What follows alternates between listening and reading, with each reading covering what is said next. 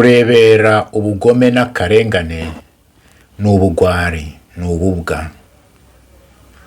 Mu minsi ishize nabonye video y'umupolisi ukubitira mu muhanda umwana w'umukobwa, amuryamisha hasi, amukubita amukandagiye hejuru, aramukubita nk'ukubita inyamaswa. Ikibabaje kandi giteye agahinda nuko iruhande aho ngaho hari abagabo n'abasore bareberaga. Ubundi abo basore n'abo bagabo bagombye kuba baracigatiye uwo mupolisi bakamwambura indembo, ubundi bakamubwira bati aho gukubitira uyu mwana w'umukobwa mu maso yacu, mujyane mu bucamanza maze binyure mu mategeko. Ngicyo ikinyabupfura, ngubwo uburere, ngubwo ubutwari. Naho ubundi kurebera uriya mwana w'umukobwa ariho akubitwa kariya kageni ni ubugwari, ni ububwa. Niba Imana yaraguhaye imbaraga n'ibigango muri ubwo busore bwawe, ni ukugira ngo wirwaneho kandi urwane no ku bandi, cyane cyane abarengana. Ngiyo imyifatire Imana ikunda kuruta iyabirirwa bavuga nyagasani nyagasani. Mwirirwe kandi muramuke. Ndabyibuka twari duteraniye ahantu bita Idetimold mu Budage imyaka 25 irashize.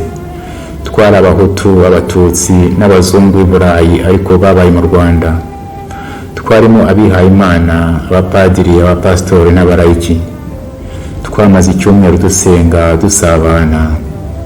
Ariko ku munsi wa nyuma habaye ikintu gisa n'igitangaza. Abatutsi baturutse mu Rwanda, bamwe bari n'inshuti zacu twari dutuye tuziranye, batubwiye inzira y'umusaraba banyuzemo muri jenoside.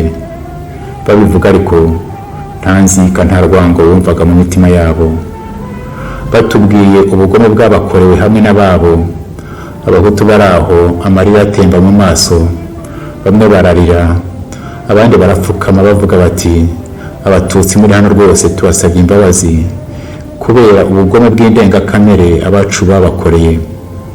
Abatutsi bari aho bibagera ku mutima, maze bamwe barahaguruka baza guhoza no guhobera abo bahutu, bababwira bati uwo mubabaro wanyu no kudusaba imbabazi bitugeze ku mutima. Bati rwose imitima yacu turumva iruhutse. Bati byongeye kandi abatutsi natwe twagombye gusaba imbabazi abahutu. Bati turasaba imbabazi kubera amabi n'amarorerwa abacu babakoreye mu mateka y'igihugu cyacu. Abazungu bari aho baratangara, bati ni ubwa mbere twumvise amagambo nk'aya ngaya mu Banyarwanda. Bati nyamara natwe turasaba imbabazi kubera ko amahano aba mu Rwanda ku ruhande rumwe turi nyirabayazana. Bati rwose turasaba imbabazi kubera ko ibihugu byacu byateranye Abanyarwanda mu bihe bikomeye by'amateka yabo. Ibyo birangiye turicara turaceceka. Hashize akanya hari umuntu uhagurutse aravuga ati ibi ngibi bibaye hano ni igitangaza Imana idukoreye.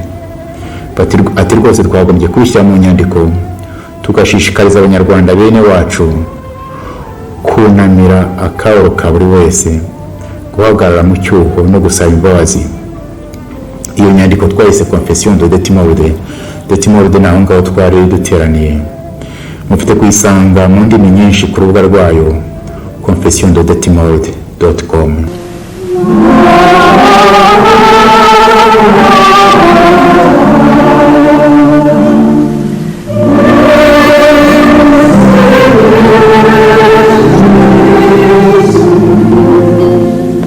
Mu bantu basinye iriya Confession y'Idetimold, bamwe baratabarutse. Murambasabira ngo Imana ibahe iruhuko mu bayo. Igisohoka mu mpera z'umwaka w'1996 yakiriwe ku buryo butandukanye mu bahutu, mu batutsi no mu banyamahanga.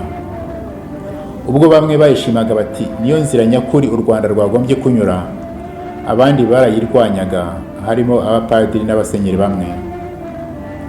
Hari n'abambwiye ngo kuri Radio Rwanda icyo gihe batangaje confession y'abahutu, y'abatutsi barayihorera.